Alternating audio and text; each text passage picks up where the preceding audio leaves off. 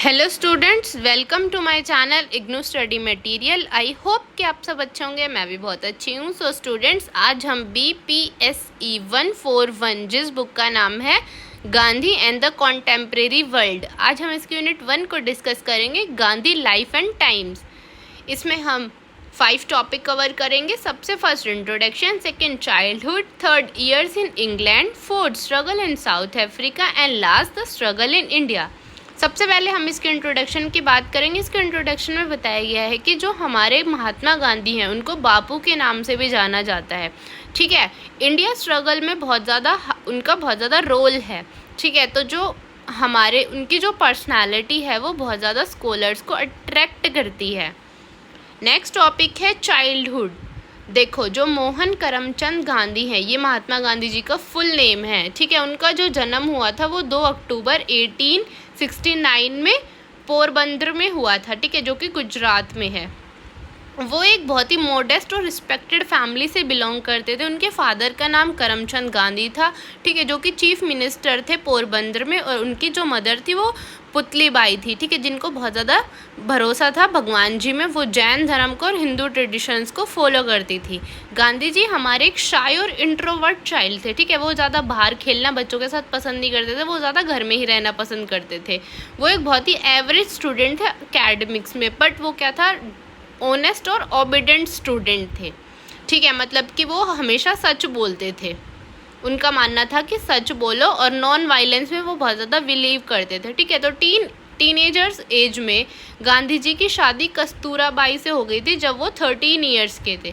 ठीक है, तो उनने देखा कि भाई फैमिली रिस्पॉन्सिबिलिटी भी लेनी पड़ेगी। ठीक है, तो जो गांधी जी हैं वो बहुत ही ज़्यादा मोरल टीचिंग है। ठीक है, रिलीजन से इन्फ्लुएंस है। उनकी जो लाइफ है वो ट्रुथ पे, ड्यूटी और सेल्फ डिसिप्लिन पे बेस्ड है। नेक्स्ट टॉपिक है आपका ईयर्स इन इंग्लैंड। इन 1888 जब उनकी एज 18 ईयर्स थी तो गांधी जी क्या है, इंग्लैंड चले गए थे अपने लॉ की पढ़ाई करने के लिए, ताकि वो एक अच्छे वकील बन सके। ठीक है, गांधी जी जो थे वो एक बहुत ही कंजर्वेटिव इंडियन बैकग्राउंड से थे। ठीक है, जो कि हिंदू धर्म में बहुत ज़्यादा विश्वास करते थे। तो देखो उनकी लाइफ कैसी थी इंग्लैंड में। गांधी जी जो थे उनने इनरोल किया था इनर टेम्पल में। ठीक है, जो कि कोर्ट था जो लंदन में। ठीक है, उनने बिगनिंग में क्या बहुत ही ज़्यादा स्ट्रगल किया खाने के लिए भी। ठीक है, जो भी क्लोथिंग वगैरह थी, लैंग्वेज वगैरह थी, उसके लिए भी उनने बहुत ज़्यादा स्ट्रगल किया। वो ज़्यादा ट्राई कर रहे थे कि एक जेंटलमैन बन जाए। ठीक है, जैसे मतलब इंग्लैंड में होता है ना कि कोट पैंट पहनना, इंग्लिश बोलना, तो वो भी ऐसा ही बनना चाहते थे। पर कुछ टाइम के बाद उन्होंने रियलाइज़ किया कि भाई एक्सटर्नल अपीयरेंस मतलब बाहरी दिखावट कुछ नहीं होती, हमारे अंदर क्या है, अच्छा होना चाहिए। मतलब हमारी जो इनर वैल्यूज़ हैं वो अच्छी होनी चाहिए। तो फिर उन्होंने अपनी स्टडीज़ पे फोकस किया और अपनी पर्सनल ग्रोथ पे फोकस किया। देखो, जब गांधी जी इंग्लैंड गए तो वो उनके लिए एक ट्रांसफॉर्मेशन का पीरियड था। ठीक है, वहाँ से वो एक अच्छे वकील बन के आए। जो भी आइडेंटिटी थी वो उनकी बिल्कुल क्लियर हो गई थी। नेक्स्ट टॉपिक है आपका स्ट्रगल्स इन साउथ अफ्रीका। देखो 1983 में जो गांधी जी हैं उन्हें साउथ अफ्रीका जाना पड़ा किसी भी लीगल काम के लिए गुजरात मर्चेंट के साथ। ठीक है, तो देखो ये टर्निंग पॉइंट कैसे, गांधी जी ने वहाँ जाके देखा कि भाई वहाँ बहुत ज़्यादा भेदभाव होता है लोगों के साथ। ठीक है, इनफैक्ट उनको जो भी फर्स्ट क्लास टिकट थी वो भी नहीं मिली थी। तो गांधी जी के लिए वहाँ से एक टर्निंग पॉइंट था। उनने वहाँ क्या है कि बहुत ज़्यादा मतलब वो वापस इंडिया नहीं आए, वो वहीं पे रहे और उनने फाइट किया इनजस्टिस के साथ जो भी साउथ अफ्रीका की कम्युनिटी फेस कर रही थी। ठीक है, वहाँ पे बहुत ज़्यादा रैकल डिस्क्रिमिनेशन होता था। गांधी जी ने क्या है, जो भी इमाइग्रेंट थे जो भी इंडिया से आए थे साउथ अफ्रीका में, उन सब लोगों को इकट्ठा किया, स्पेशली पुअर फार्मर्स और ट्रेडर्स को। ठीक है, तो जो भी उनके साथ इनजस्टिस होता था उनको जस्टिस दिलाया। ठीक है, उसके खिलाफ उनने आवाज़ उठाई। तो देखो नेतल इंडिया कांग्रेस 1989 में उनने फाइट की थी कि भाई उनको अपने राइट्स चाहिए। ठीक है, पब्लिक अवेयरनेस फैलाई उनने जब उनके राइट्स मिले। ठीक है, तो वहीं से क्या है, हमारा जो सत्याग्रह मूवमेंट है उसका स्टार्टिंग हुआ। ठीक है, तो देखो जो सत्याग्रह मूवमेंट था उसमें बोला था कि भाई हमें क्या है, खुद की आइडेंटिटी चाहिए। ठीक है, हमें वोटिंग राइट्स चाहिए, जो भी हम पे हैवी टैक्सेस लगाए जाते हैं वो हटा दो। ठीक है, गांधी जी ने बहुत ज़्यादा पीसफुल प्रोटेस्ट किया, स्ट्राइक्स किया। ठीक है, सिविल डिसोबीडेंस कैंप्स लगाए ताकि उनको क्या है ये सारी चीज़ें मिल सके। गांधी जी की जो पर्सनल लाइफ थी वो बहुत ही सिंपल और डिसिप्लिन लाइफ थी। ठीक है, वो एक बिल्कुल प्योर वेजिटेरियन थे। उनका मानना था कि भाई हम कोई भी लड़ाई झगड़े नहीं करेंगे, हम बिल्कुल नॉन वायलेंस मूवमेंट करेंगे। नेक्स्ट टॉपिक है द स्ट्रगल इन इंडिया।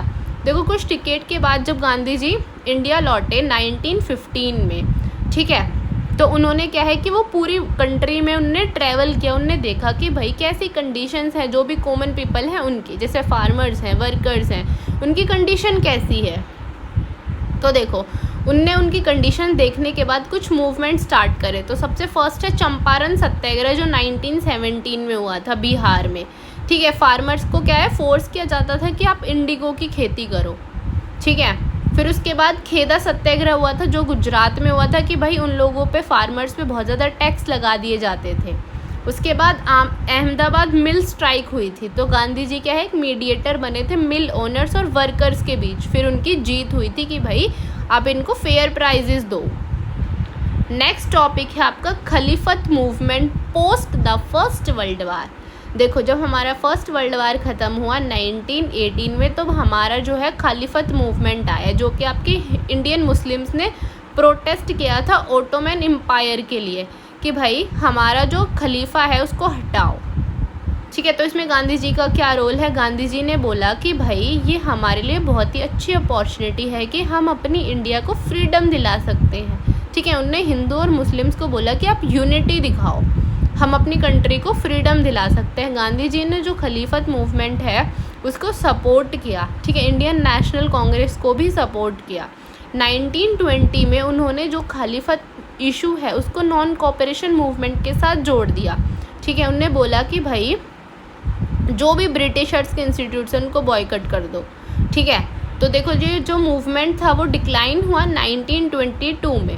ठीक है, इसके बाद जो हमारा चोरा चोरी इंसिडेंट था उसकी वजह से गांधी जी क्या है सस्पेंड हो गए थे। 1924 में हमारे टर्किश के न्यू लीडर्स आए थे मुस्तफ़ा केमल। ठीक है, तो वो चाहते थे कि भाई जो भी कैलिफेतिया है उसको क्या है बिल्कुल ही ख़त्म कर दो रिलीजन्स के बेसिस पे। नेक्स्ट टॉपिक है आपका नॉन कोऑपरेशन मूवमेंट। देखो जो आपका नॉन कोऑपरेशन मूवमेंट है वो सबसे फर्स्ट आपका मास मूवमेंट था जो कि गांधी जी ने लीड किया था। उनका मेन एम था कि भाई इंडिया क्यों किसी के दबाव में रहे, क्यों ब्रिटिशर्स की इनजस्टिस सहे। ठीक है, इंडिया को खुद की सेल्फ रूल चाहिए।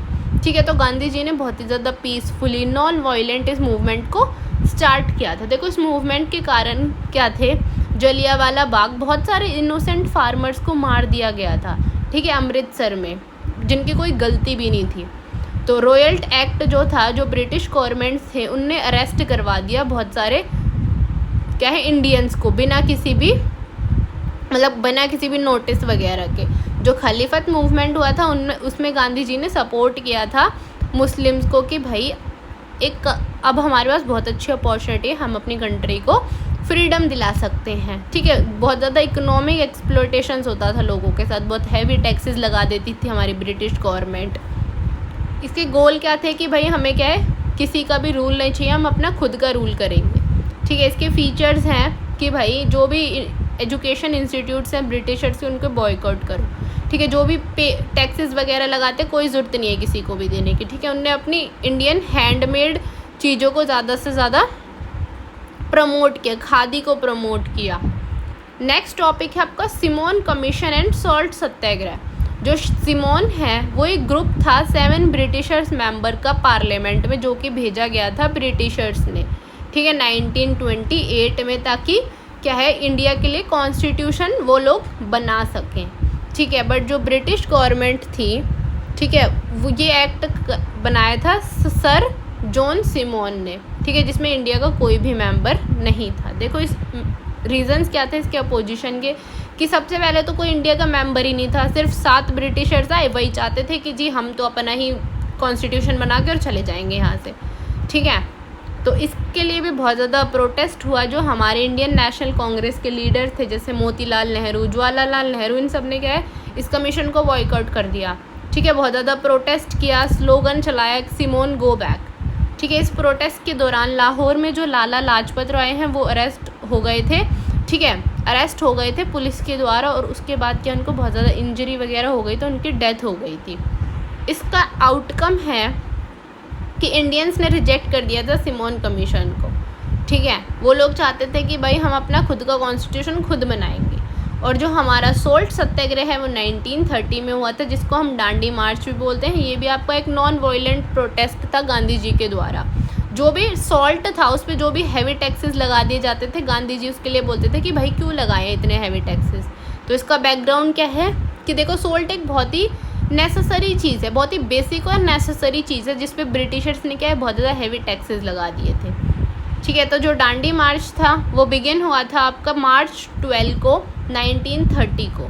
ठीक है, गांधी जी ने एक क्या है वो निकाला था, एक रैली निकाली थी 250 मील्स में साबरमती आश्रम से डांडी तक।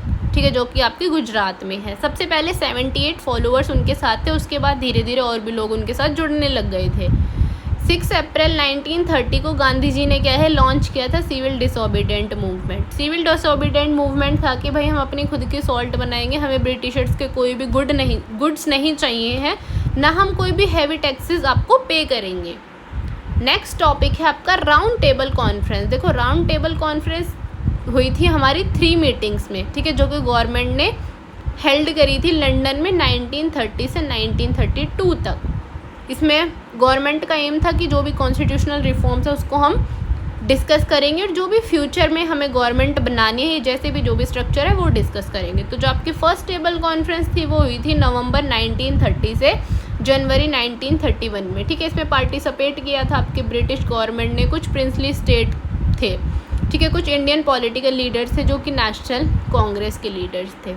ठीक है, तो देखो जो कांग्रेस था उसने बोला कि भाई हमारे गांधी जी जेल में है, हमें नहीं करनी अभी कोई भी मीटिंग। ठीक है, तो ये कॉन्फ्रेंस क्या है फेल हो गई थी। Next second round table conference आपकी सितंबर से दिसंबर 1931 तक चली थी। ठीक है, जिसमें गांधी जी भी थे। जो भी इश्यूज डिस्कस हुए वो थे कि भाई जो भी माइनॉरिटीज़ हैं, मुस्लिम्स हैं, दलित्स हैं, उनको क्या है रिप्रेजेंट करो, हमारे लिए फेडरल सिस्टम बनाओ, जो भी प्रिंसली स्टेट्स है उसके राइट्स चाहिए। तो जो कॉन्फ्रेंस थी वो फेल हो गई थी क्योंकि भाई जो हमारे डॉक्टर अंबेडकर थे वो चाहते थे कि दलित्स के लिए सेपरेट इलेक्टोरल सिस्टम बने। गांधी जी इस चीज़ से डिसअपॉइंट थे। थर्ड है आपकी थर्ड राउंड टेबल कॉन्फ्रेंस हुई थी नवंबर से लेकर दिसंबर 1932 तक। ठीक है, इसमें कुछ इंडियन लीडर्स थे, कांग्रेस थी। ठीक है, इसका आउटकम निकला कोई भी, मतलब आउटकम तो पहली बात निकलता ही नहीं था किसी का। ठीक है, तो जो ब्रिटिशर्स है उनने अपने मर्जी से ही डिसीज़न ले लिया कि भाई हम क्या है दलित्स को सेपरेट इलेक्टोरल सिस्टम देंगे, जिससे गांधी जी बहुत ज़्यादा डिसअपॉइंट थे कि भाई हिंदुओं में क्या है भेदभाव होगा बहुत ज़्यादा इस चीज़ से। ठीक है, उनकी यूनिटी ख़त्म हो जाएगी। नेक्स्ट टॉपिक है आपका quite India movement, quit India movement. ठीक है, जिसको हम अगस्त मूवमेंट भी बोलते हैं। ये आपका बहुत ही पावरफुल मास मूवमेंट था आपकी इंडिया की स्ट्रगल के लिए, जो कि आपका लॉन्च किया गया था इंडियन नेशनल कांग्रेस ने, जिसके लीडर थे महात्मा गांधी, जो कि आपका अगस्त 8, 1942 को हुआ था वर्ल्ड वार के दौरान। ठीक है, तो देखो ये एक बहुत ही बड़ा मूवमेंट था कि भाई वो इंडियंस चाहते थे कि हमें खुद की हमें क्या है इंडिपेंडेंस चाहिए ब्रिटिशर्स से। ठीक है, हमें नहीं चाहिए उनकी कोई भी इंटरफेरेंस, नहीं चाहिए हमें उनकी। ठीक है, हमें क्या है एक अपना सेपरेट कंप्लीट नेशन चाहिए, इंडिपेंडेंस। ठीक है, तो जो ब्रिटिशर्स थे उनने रिस्पॉन्स किया, जैसे जो गांधी जी हैं, जवाहरलाल नेहरू जी हैं, सरदार वल्लभ भाई पटेल और कुछ कांग्रेस लीडर्स हैं, उनको अरेस्ट करवा दिया, कांग्रेस को बिल्कुल ही बैन कर दिया। ठीक है, तो ये जो मूवमेंट था ये बिल्कुल आग की तरह फैल गया पूरी कंट्री में। नेक्स्ट टॉपिक है freedom and partition of India.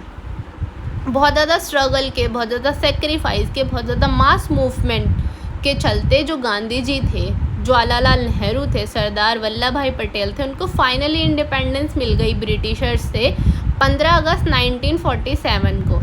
ठीक है, बट उसके बाद क्या हुआ कि हमारी जो कंट्री है वो 2 पार्ट्स में डिवाइड हो गई, इंडिया और पाकिस्तान में। नेक्स्ट एंड लास्ट टॉपिक है एसेसिनेशन ऑफ महात्मा गांधी। देखो इंडिपेंडेंस के बाद 1947 में क्या हुआ, हिंदू और मुस्लिम्स के बीच लड़ाई हो गई। ठीक है, तो पीस को बनाए रखने के लिए गांधी जी ने मुस्लिम्स को कुछ फाइनेंशियली हेल्प कर दी कि आप जाओ और अपना सेटलमेंट करो। ठीक है, बट आप कोई भी पीस को हारमोनी को ख़राब मत करो, ठीक है, दंगे मत करो।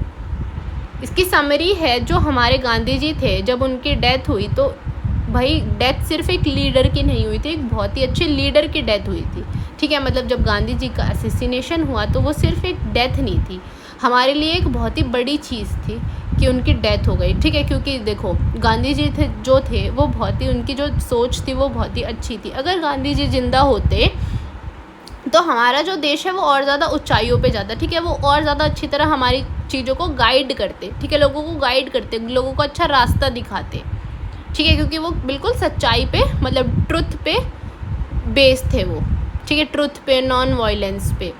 आई होप कि आपको यूनिट समझ आई होगी। अगर फिर भी आपको कोई डाउट है तो आप मेरे से कमेंट्स में